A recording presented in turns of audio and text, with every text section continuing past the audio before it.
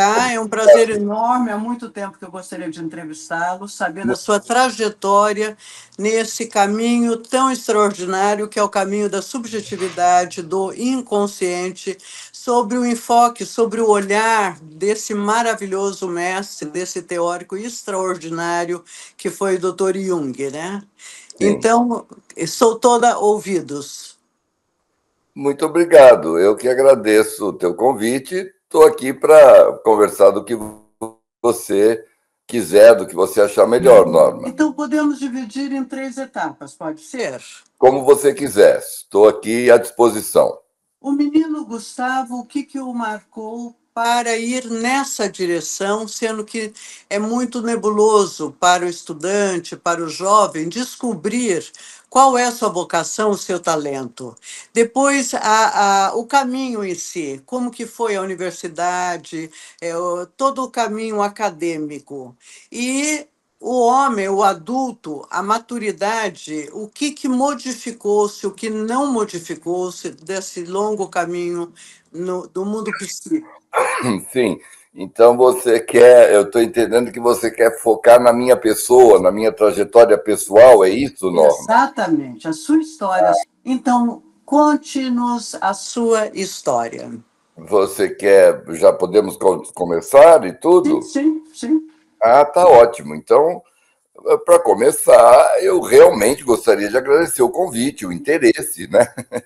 Esse convite simpático, interesse aqui em algumas das minhas histórias, enfim, nesse caminho e tudo mais. Então, agradeço pelo interesse, né? A tua primeira questão, o teu primeiro questionamento é o que me levou para a psicologia, isso lá atrás, Isso, é isso, não é? isso. Uhum. Olha, é uma coisa interessante, eu não penso muito nisso, mas assim, eu já sabia desde muito cedo que queria estudar, não é? A princípio, estudar para que pudesse transformar, estudar psicologia. Eu sabia que eu queria estudar psicologia, claro que com alguma fantasia de tornar isso um trabalho, um modo de vida, não é? Então eu soube disso muito cedo, eu soube disso antes de me encaminhar para a faculdade, né? O que eu entendo é uma coisa relativamente rara, não é? Uhum. É um tipo de felicidade, né? Você entender que se interessa por um caminho. Eu vejo muitas pessoas, especialmente muito jovens, eu tinha o quê? 16, 15, 16, 17 anos, qualquer coisa assim. É difícil para uma pessoinha dessa idade entender o que quer, né? Já é para nós, idosos, entendermos o que queremos, se é que queremos de fato, e querer é tão difícil e tudo mais, não é, Norma? Então, imagina, uma criança de 15, 16, 17 anos, isso é muito mais difícil. E é um sistema, isso eu penso muito, né? Um sistema, eu não sei como seria outro, mas é um sistema muito complicado, cheio de problemas, é de você exigir que uma pessoa com 17, 18 anos, às vezes até menos, escolha uma faculdade, escolha o que vai querer ser aos 30, aos 40, né? Isso tem um quê de crueldade até, sabe? De uma exigência que beira a crueldade, e essa exigência, você sabe também quanto eu, é colocada de modo muito insidioso, não é? E as pessoas que não sabem, as crianças que não sabem o que vestibular querem fazer, elas são mal vistas, elas são vistas como pessoinhas que estão perdidas, que não sabem o que querem. Então, sabe, eu acho isso tudo muito pesado, né? Não, como eu estou te dizendo, não sei como é que seria um outro sistema, né? Certamente há, talvez a gente possa olhar para outras sociedades, para outros tempos, mas enfim. Então, de qualquer maneira, eu acho que isso é uma coisa muito pesada e algo para ser pensado. Agora, no meu caso, eu tive essa felicidade, não sei como chamar, né, de já identificar um certo gosto, um certo interesse, uma certa intenção, né, de caminho pessoal, Mas profissional, essas o coisas. que, o que te que me pegou? Isso. Isso eu posso te dizer com muita clareza. Eu acho que é a questão da intimidade. Porque eu já tinha estado com pouca idade, como adolescente, já tinha passado ali por terapia, né, vamos dizer assim, e conhecia pessoas que trabalhavam com isso, amigos de meus pais, enfim, pais de colegas, de coleguinhas, e eu achava aquilo muito atraente, você poder trabalhar com pessoas dentro de uma sala, numa conversa que busca intimidade. Depois eu entendi que é o aprofundamento, mas naquele momento o que me chamava, que eu achava muito bacana, era poder conversar com as pessoas um a um, né, numa situação de intimidade. Então, a questão da intimidade, eu acho que é o que estava para mim, pessoalmente, é o que estava no germe dessa coisa, sabe? E é uma questão que me persegue até hoje. Eu já escrevi muito sobre isso, estudo constantemente a questão da intimidade, eu acho que é uma questão ampla, complexa, difícil, interessante, filosoficamente, psicologicamente, né? E você sabe, nós fazemos estudos do Bachelard, né? Eu faço alguns estudos com grupos já há alguns anos, né? Estudando, aprofundando a obra do Gaston Bachelard, que é esse filósofo francês, e eu me dou conta de que, apesar dos temas dele serem os mais variados, o que também está em jogo no pensamento dele é uma investigação da intimidade, justamente, né? Então, isso para dizer o quanto que esse tema permanece comigo, o quanto que esse desafio de compreensão, o que é a intimidade, né? E a psicologia, a psicoterapia, esse trabalho com alma, né? Que depois a gente pode... Pois eu pude entender que devo chamá-lo de um trabalho com alma, né? Com a alma, né? Seja lá o que a gente queira entender por isso, é algo no campo da intimidade, né? É algo no campo da intimidade. Então, eu acho que achava bacana a Norma, achava bacana uma pessoa passar um dia numa sala recebendo pessoas para ter conversas interessantes sobre aquela pessoa. Eu achava isso um negócio bacanérrimo, assim, interessante. Eu quero fazer isso, eu quero ter uma salinha dessa também. Eu quero fazer isso, acho bacana, quero ser isso quando crescer. Então, essa imagem, assim, de duas pessoas sentadas numa sala, conversando sobre questões da vida daquela pessoa, né, numa situação de intimidade, é uma imagem que realmente me capturou. Certo. Que interessante, né? Há pouco o senhor falava dessa distância dos pais e da sociedade, dessa intimidade do jovem, né? Ele mesmo, consigo mesmo, né? Quase beirando uma esquizofrenia, né, entre a sociedade e os adultos. E, bom, o Pequeno Príncipe ainda é referência, né, como um livro que fala disso, né? Você diz essa distância, né? Essa distância. Entre pais e filhos e tudo mais, claro, sem dúvida, o Pequeno Príncipe já fala disso, de uma maneira eterna, né, que a gente aprende o tempo inteiro, mas isso vem até hoje. Eu, recentemente, você já deve ter visto essa série que está sendo muito comentada na Netflix, Adolescência, é isso também, essa distância entre pais e filhos no mundo de hoje, agora. Então, é isso. Hoje é assustador. Eu acho mesmo, Norma, acho muito pesado. Eu queria insistir um pouco nisso, já que você trouxe esse assunto, o que que me encantou nessa profissão. Quer dizer, eu sou um caso, assim, talvez, vamos dizer assim, né, não muito comum, penso eu, né, de, como eu estou te dizendo, ter tido ali uma atração, uma imagem, alguma coisa que me capturou. Isso não é comum. E eu insisto, acho muito pesado você exigir de uma criança de 17 anos ou de 16 anos, você está me entendendo, que ela saiba o que ela quer estudar, qual faculdade que ela quer fazer. Isso dá margem a muita confusão, a muita angústia, há muito desentendimento, tanto externo com os pais, com o mundo, quanto interno, não é? Porque se eu não sei o que eu quero e está sendo me exigido, então tem alguma coisa errada comigo, quando, na verdade, não pode não ter nada errado, não é?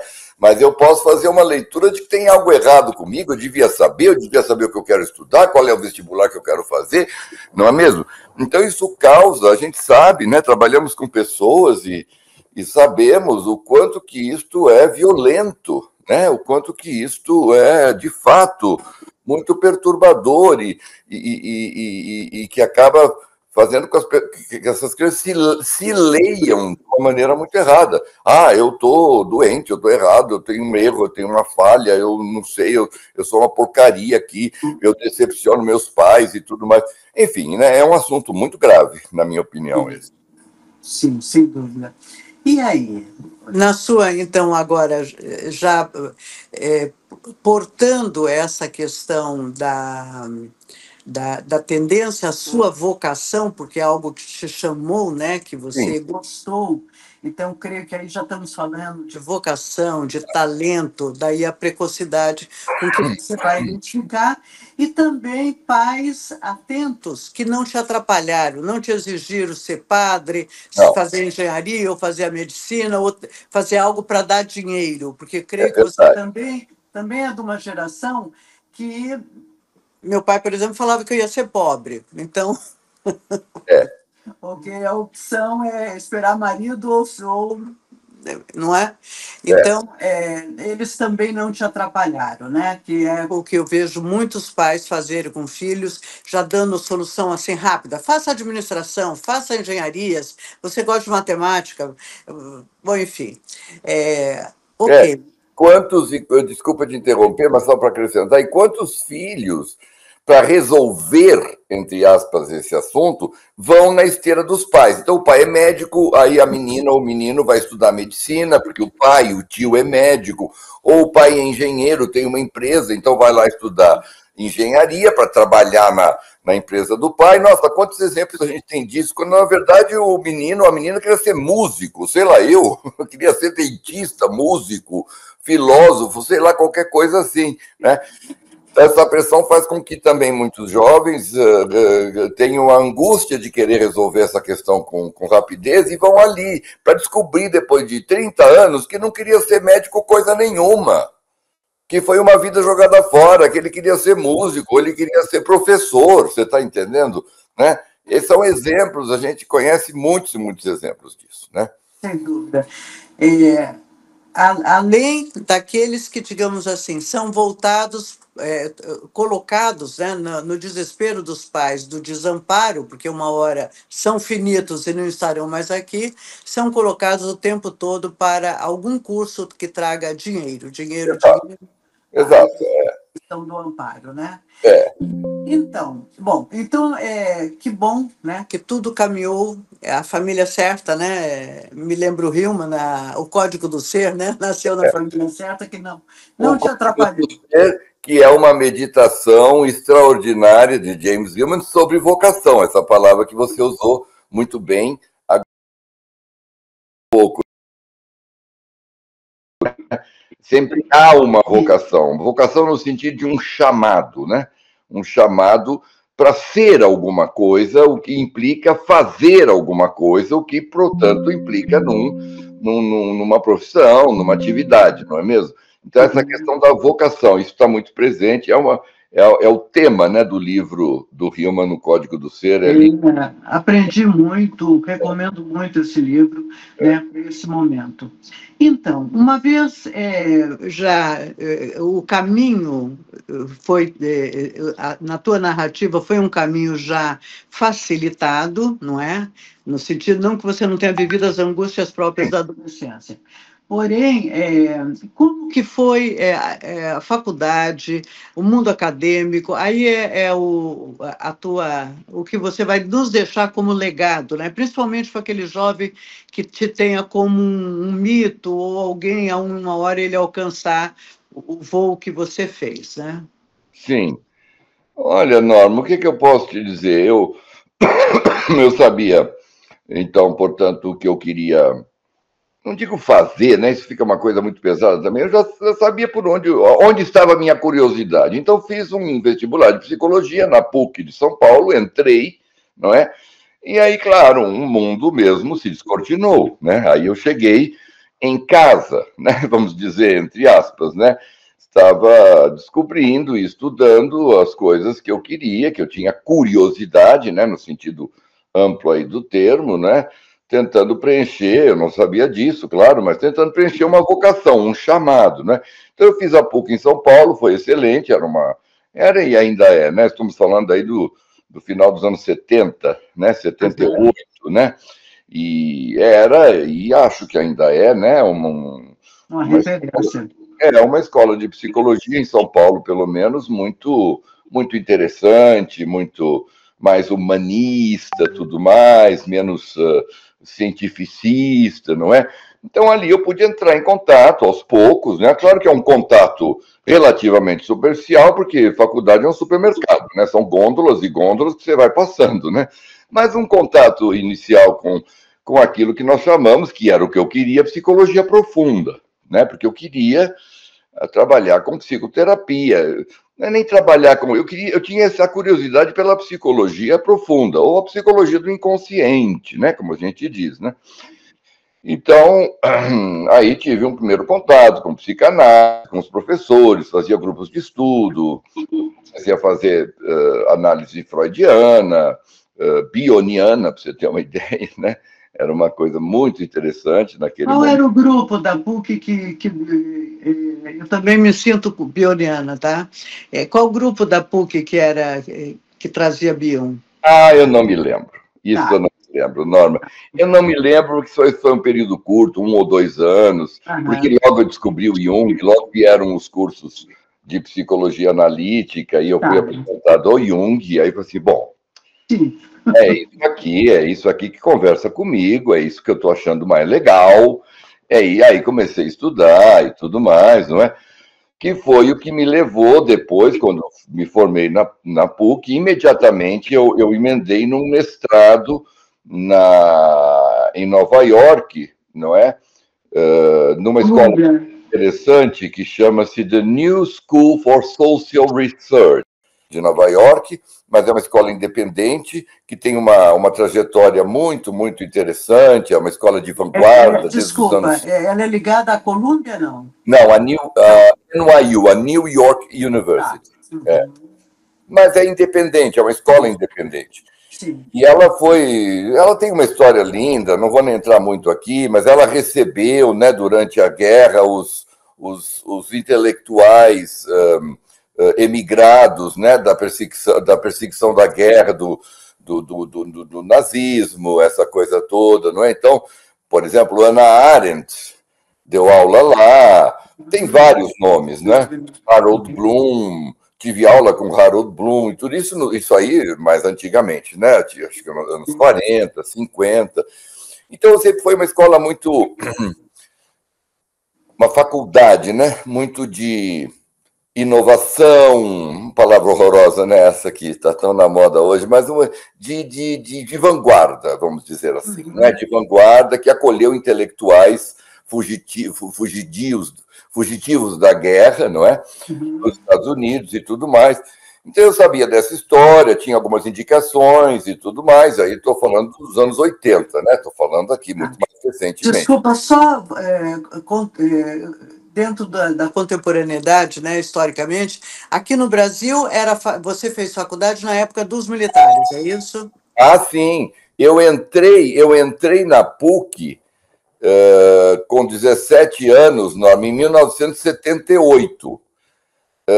Tinha havido no final de 77, e eu me lembro muito bem disso, aquela invasão da PUC, do Erasmo Dias. Que a reitora levou um tapa na cara. Exatamente, que eles prenderam estudantes, aquela noite fatídica, tem...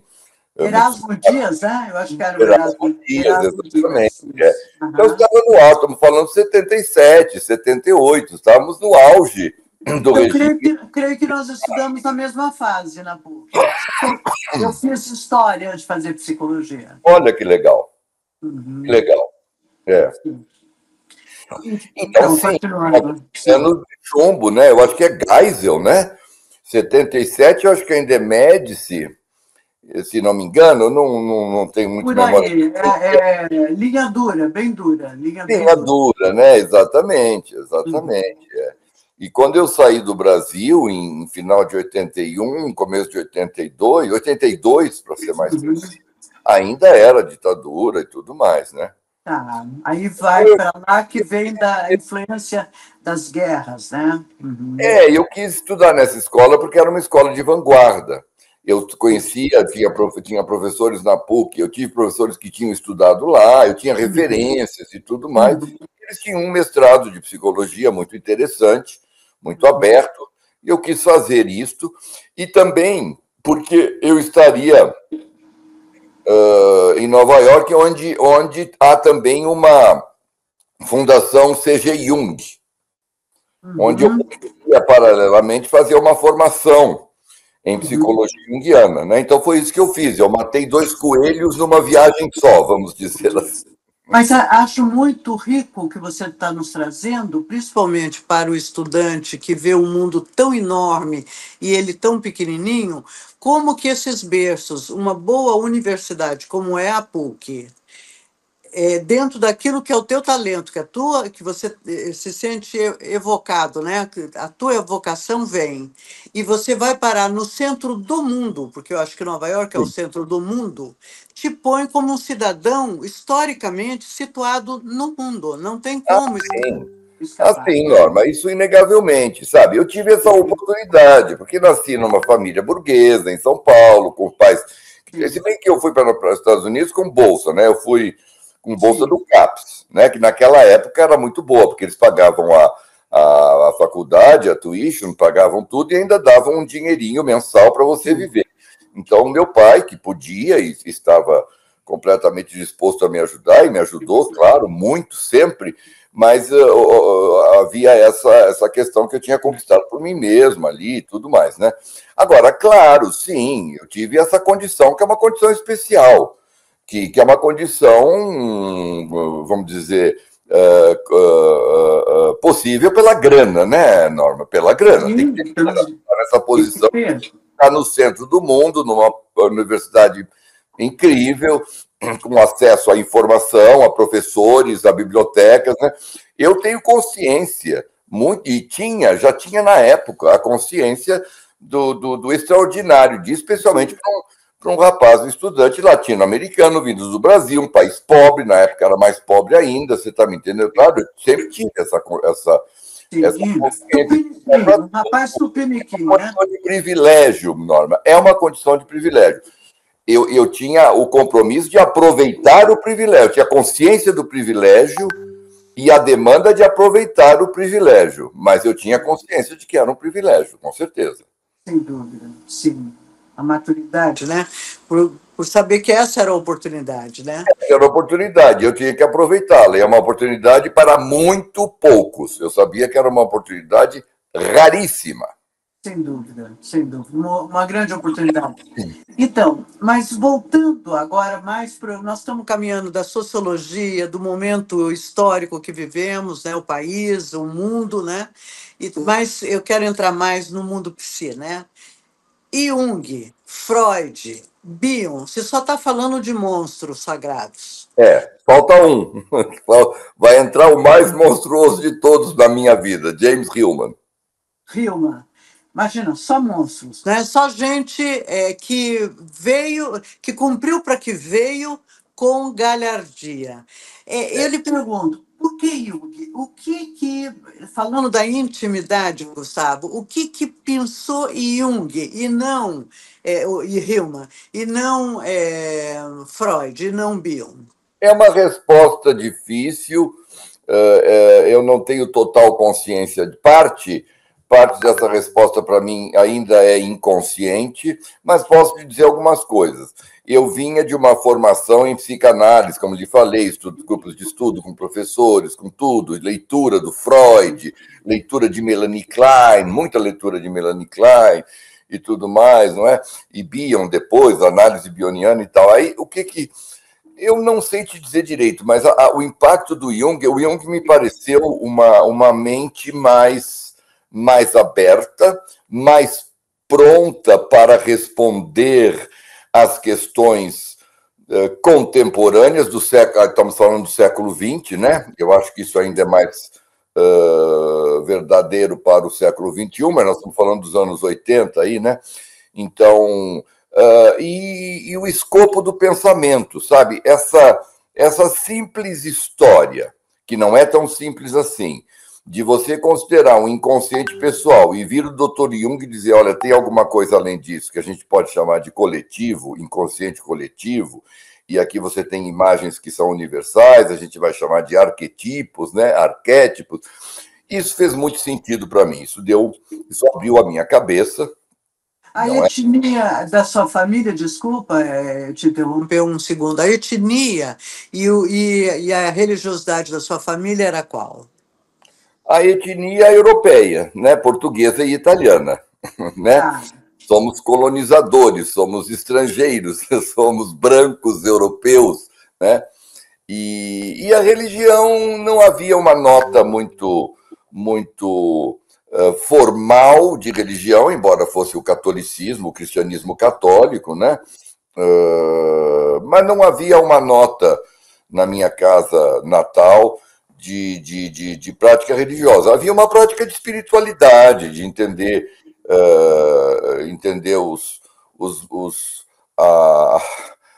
mundos além, né? De entender que a possibilidade de considerar além mundos além, é uma possibilidade rica que nos torna melhores, que nos faz melhores seres. A família, desculpa, as famílias portuguesa e italiana vieram na época dos escravos, da substituição dos italianos, ou na época das guerras? É uma pergunta. Não, antes de guerra.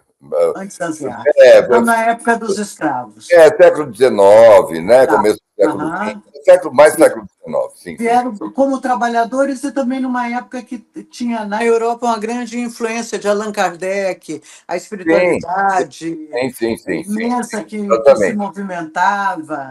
Final do século XIX, exatamente. Os europeus estavam trazendo essas ideias do inconsciente ligado a fenômenos, né? Agora, o que me encantou no Jung foi isso, essa possibilidade de pensar o mundo, de pensar as coisas, de olhar para as coisas com uma perspectiva que, a mim, me pareceu muito mais ampla e, ao mesmo tempo, menos racionalista, menos abstrata, menos conceitual, menos carregada de intelectualismo, entende? Menos rígido no pensamento. Exato. Determinista. E aquilo que me pareceu mais profundo. Sim. É uma opinião, é o que me pareceu, né? Sim. O Jung, tudo aquilo que ele abria ali, me parecia muito mais profundo. Por isso que eu quis ir para Nova York, primeiro para ter a experiência do estrangeiro, estudar num lugar muito central no mundo, onde eu teria acesso a muitas informações, a bibliotecas, etc. Faria um mestrado. Bolei essa coisa do mestrado na New School para poder ganhar uma bolsa e poder ir, etc. Mas a intenção maior era estar do lado da Fundação Jung. Tem uma Fundação Jung, hoje um pouco menos, mas na época era bastante importante, né? Era bastante ativa. Ainda é, mas um pouco menos. Em Nova York tem uma C.G. Jung Foundation, que foi aonde, então, eu pude realmente mergulhar de forma mais intensa nos estudos do Jung, onde eu conheci o James Hillman e outras pessoas tantas. Conheceu ele? Puxa vida, meu Deus! Nos fale a sua impressão do Hillman. Bom, aí é um grande capítulo, né, Norma? Porque o Hillman é o meu mestre mais direto, né? Eu costumo já escrevi sobre isso, costumo dizer, ok, o Jung é um grande mestre, o Freud, todos esses caras, esses pesos pesados, né, como você está dizendo, e outros tantos, ok. Mas o Hillman é um peso pesado, eu identifiquei isso imediatamente em 85, 84 ou 85, que eu o conheci. Então, eu já identifiquei, evidentemente, aquele peso pesado, depois posso até te contar um pouco melhor disso, mas com a vantagem que o cara estava vivo, Norma. Então... Entende? Então, o Jung estava morto, o Freud morto, todos eles mortos. Tudo bem, é lindo, é maravilhoso, ok. Mas aquele cara estava ali na minha frente, eu podia falar com ele, eu podia ter aula com ele, você está me entendendo? Então, isso foi uma coisa muito forte, né? Muito atraente, claro. Que privilégio. É um privilégio, você veja, estamos falando de outro privilégio, né? Talvez a gente tenha Sem dúvida, sem dúvida. muitos privilégios. Eu tenho consciência desses privilégios e ter conhecido o Hillman numa idade dele muito boa, minha muito boa, O que ele entendeu? te passava enquanto ser humano, enquanto pessoa? Eu sei que um professor está ali na frente, ele está com a persona, ele está. Mas muitas vezes a gente percebe, né? Tem um feeling da Sim. pessoa, né? O meu feeling dele, que permaneceu em todos os contatos que tivemos, né? Porque aí tivemos muitos contatos, nos tornamos amigos com uma espécie de amizade, né? Ao longo dos anos, mas o que mais me encantou, a personalidade. Primeiro, a inteligência, porque a inteligência era uma coisa extraordinária. Você tipo, ouvia uma palestra dele, ouvia uma aula, um seminário, você ficava absolutamente mais que encantado, você ficava um pouco chocado com a velocidade e a profundidade da inteligência, né? E esse espírito também embativo, que muitas pessoas não gostavam nele, eu gostei bastante. Ele era um sujeito que brigava pelas ideias, não pelas pessoas. Ele brigava pelas ideias, ele brigava pela busca de enxergar as coisas cada vez mais claramente, né? Ele era uma pessoa muito engajada com as ideias, muito comprometido, né? E, contudo, isso por um lado, a pessoa dele, né? Essa energia, essa inteligência, esse carisma que ele tinha e tudo mais, não é? Além da imensa sabedoria, conhecimento, blá, blá, blá, essas coisas que vêm no pacote, não é? Mas também, principalmente, pelo que ele fazia com Jung.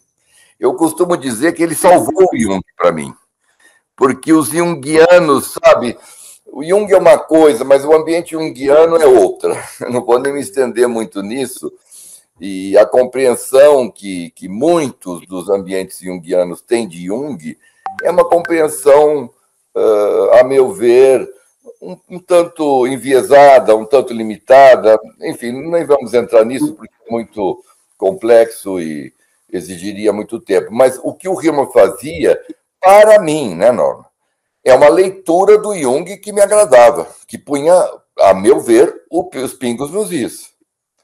Olha, isso é aqui, o importante é isso, o importante é aquilo, isso não quer dizer aquilo, isso quer dizer outra coisa.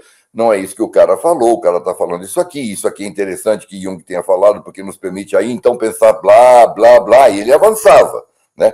Então, essa releitura, vamos chamar assim, uma palavra ruim, mas essa leitura, não é nem a releitura, essa leitura, né, que ele fazia e fez, de Jung, aquilo me encantou, aquilo me colocou no lugar certo. Eu estava quase desistindo do Jung, entendeu? Eu já ia procurar uma outra coisa, porque aquilo me parecia muito babaca, o símbolo, o selfie, a religiosidade, blá, blá, blá, sabe? Uma coisa muito destacada da experiência trágica da vida. Você está me entendendo? E o Hillman me trouxe essa percepção que está no Jung, se a gente souber ler o Jung, esse sentido trágico, sabe, da individuação, da vida, esse poço fundo das coisas todas. O Hillman leu isso, ele faz essa leitura, ele me entregou o Jung novamente, né? Então essa é a grande... Você tocou agora num ponto extraordinário, porque quando eu ouço a definição do que vem a ser individuação, eu falo, gente, não tem nada a ver daquilo que eu olho, como o que o Jung tentou nos dizer, o que é o processo de individuação. Não, essa forma de encaixotar, né, de enquadrar aquilo que é aberto, né, que é um pensamento. Então, puxa vida, imagino.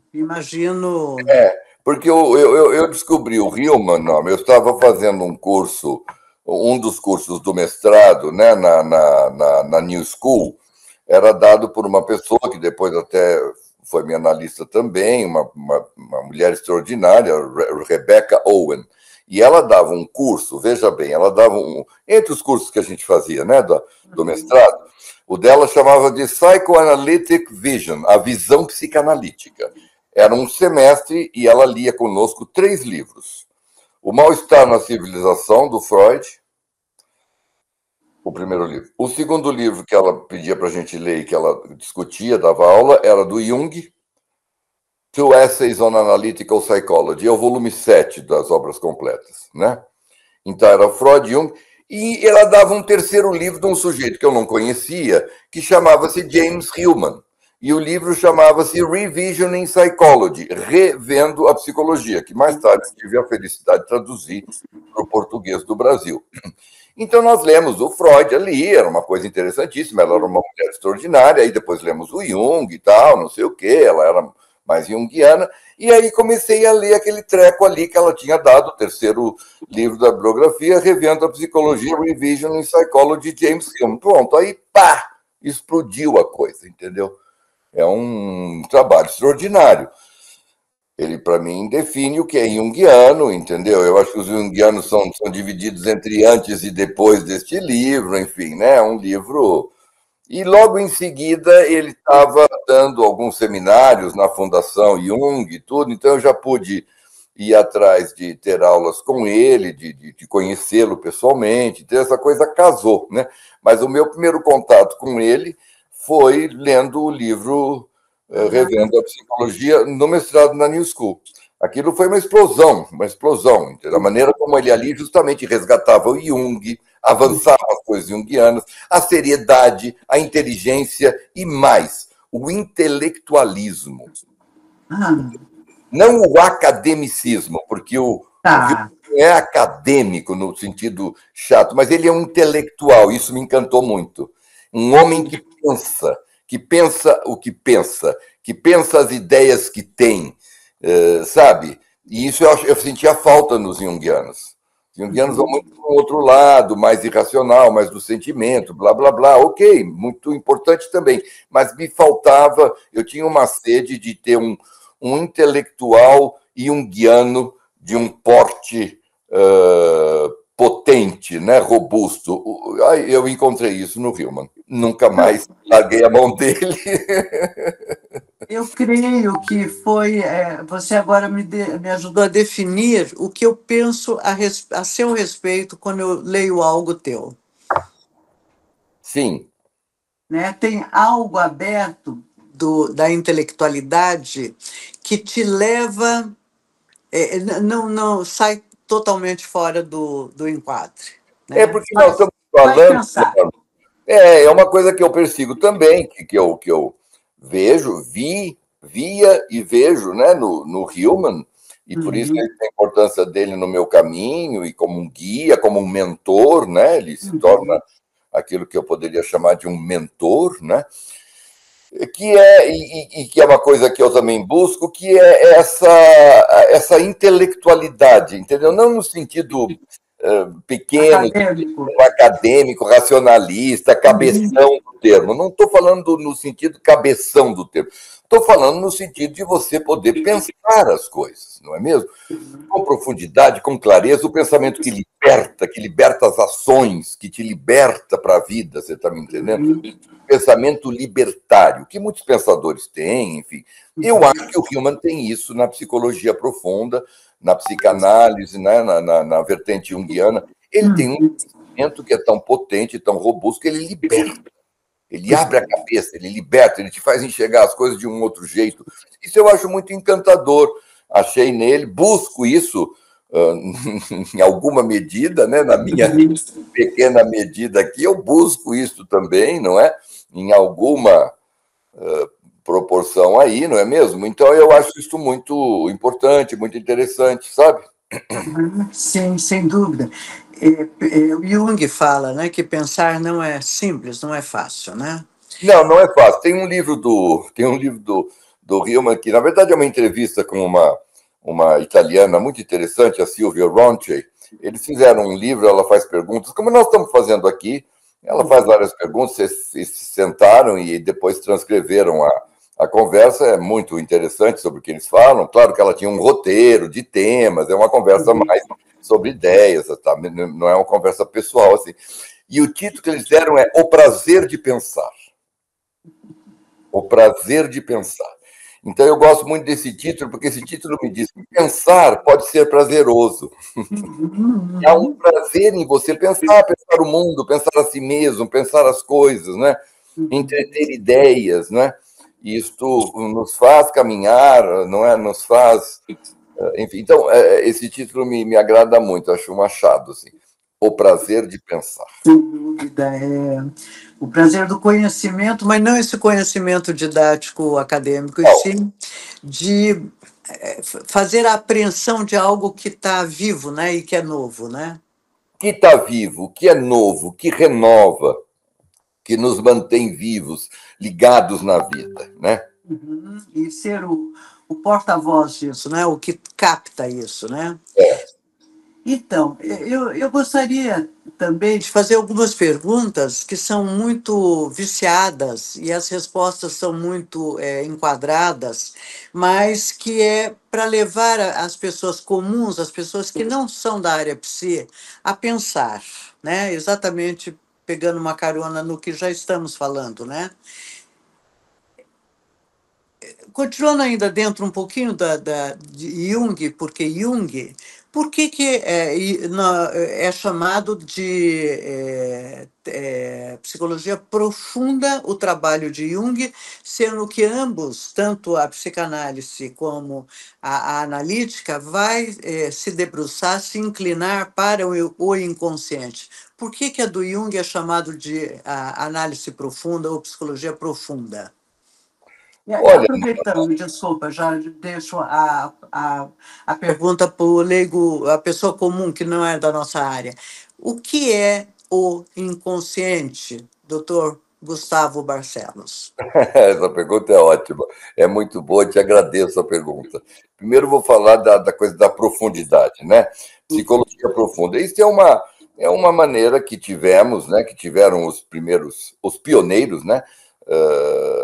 Já no século XIX, se não me engano, de se referir ao campo da psicanálise, vamos dizer, ao campo das psicanálises, né? Aí entra a psicanálise freudiana, entra a psicanálise lacaniana, entra a psicologia analítica de Jung, entra a psicologia arquetípica de Hillman, não é? Então entram todas as vertentes psicanalíticas, de psicanálise, vamos chamar assim, né? Isso tudo forma um grande guarda-chuva ao qual nós chamamos de psicologia profunda. E por que chamamos de psicologia profunda? Porque são as psicologias, os modos de entender e praticar psicologia, Norma, que levam em consideração a ideia ou a hipótese do inconsciente. Certo? Ou seja, que há mais, não é? Há mais em nós do que sonha a nossa vã psicologia, né? Vamos dizer assim, né? Há uma mente inconsciente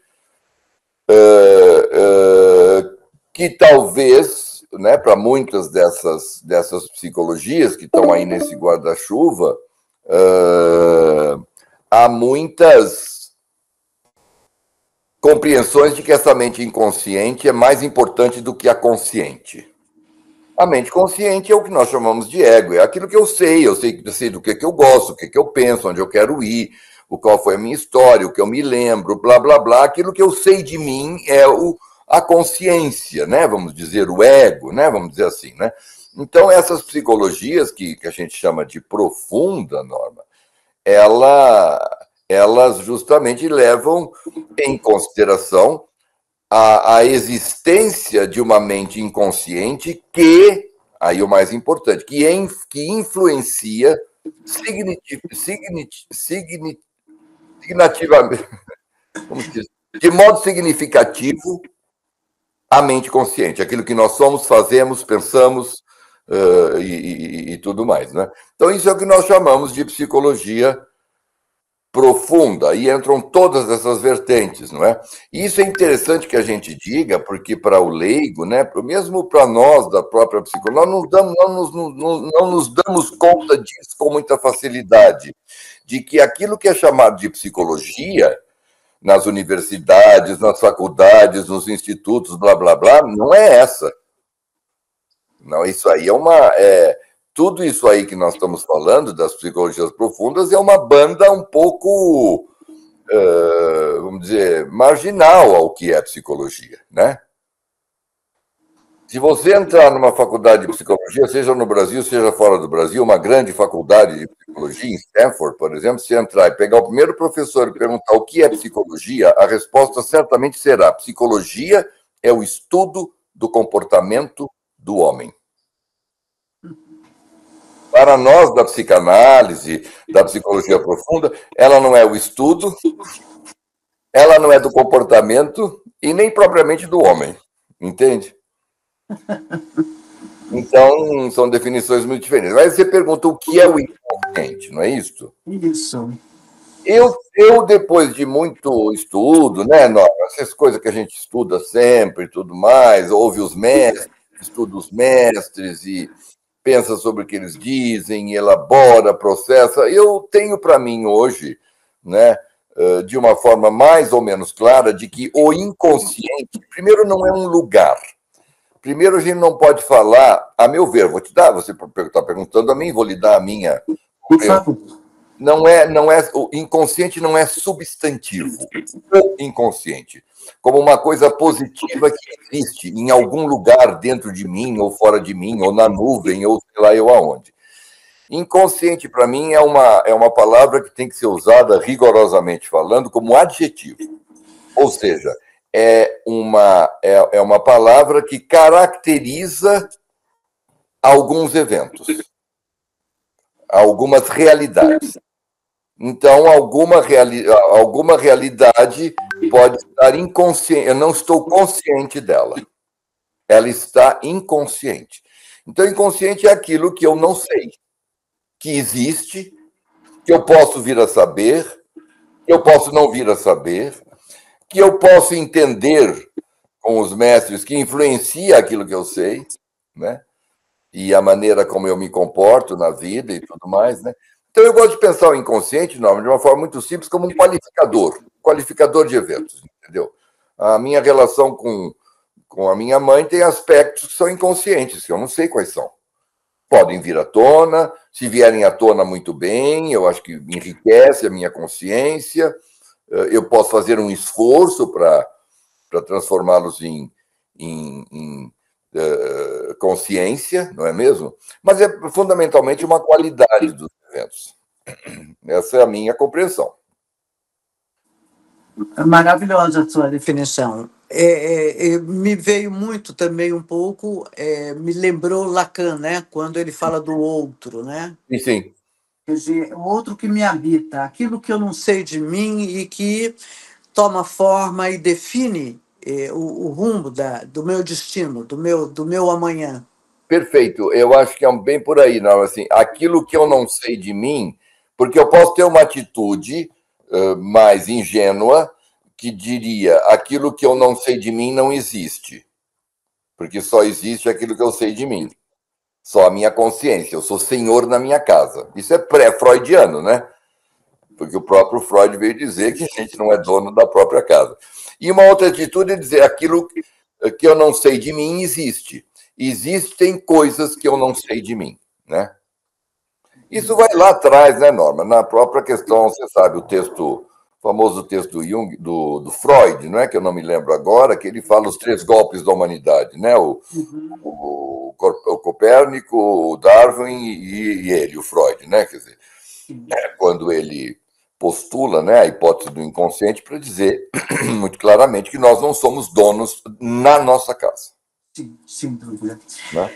Já estamos com poucos minutinhos para terminar, mas não posso terminar essa entrevista sem ouvir dos seus livros qual o seu primogênito no sentido da preferência. Qual é o teu preferido? Pode citar todos os filhos, porém, qual é o filho maior? Isso aí, Norma, é uma coisa difícil, né? É um pouco a escolha de Sofia, né? Vamos dizer. Eu gosto muito desse último livro que eu lancei no ano passado, que chama-se Fronteiras, que são ensaios de psicologia arquetípica em torno da ideia das fronteiras. Eu acho que é um tema importante, eu acho que eu dou alguma contribuição interessante a esse tema das fronteiras, que é um tema que está cada vez mais presente no mundo, na política, na geopolítica, nas nossas vidas, e mesmo nas nossas vidas todas, né, como a questão toda da alteridade, o outro, né? Então, eu gosto muito, e eu acho que nesse livro eu avanço numa coisa que me interessa avançar, que é a linguagem, né? Que é fazer uma literatura, vamos dizer assim, né? Não apenas um texto de ideias, mas que ele possa ter algum grau de elaboração literária. Então, eu acho, né, que eu tenho avançado nisso, eu busco isso, e esses ensaios do Fronteiras eu acho que são interessantes desse ponto de vista também, além do tema, né? Então, eu gosto muito. Daí eu gosto muito também, eu vou falar de três, então. Um é esse. O segundo é O Banquete de Psique, que é um livro que eu escrevi sobre a questão da imaginação da alimentação, né? Eu acho um trabalho muito interessante, eu acho que eu fui muito feliz no texto, acho que ele abre, as pessoas gostam muito, eu recebo muitos retornos interessantes, assim, das pessoas se sentirem bem provocadas com o que está ali, eu acho que ele é bem realizado, eu gosto muito do Banquete de Psique, e pensar esse tema da comida, né?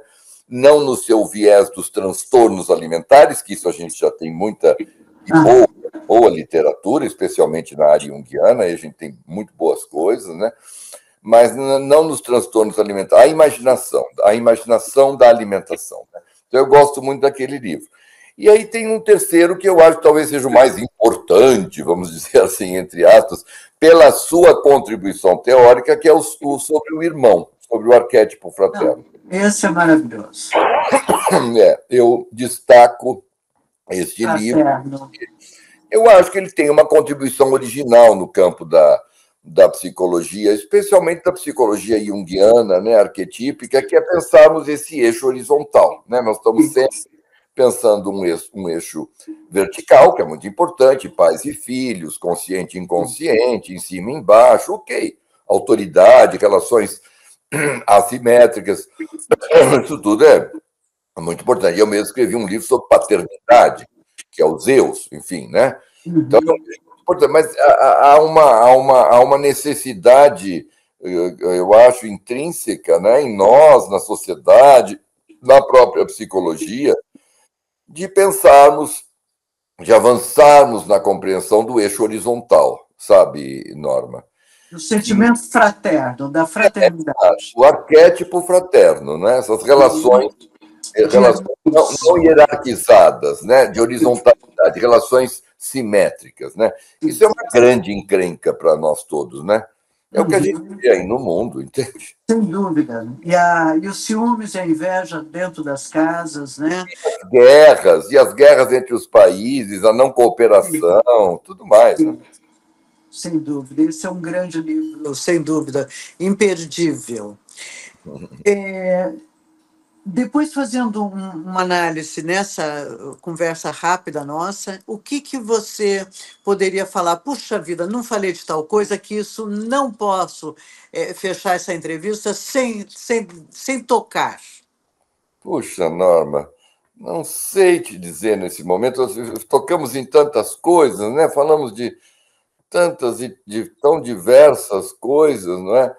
Eu acho que o que a gente tem que poder encerrar é essa busca pela alma, né? De um mundo que pudesse nos oferecer a possibilidade de uma vida mais próxima da alma, desses valores da alma, que são os valores da conexão, do erotismo, da beleza, não é? Da profundidade, não é mesmo?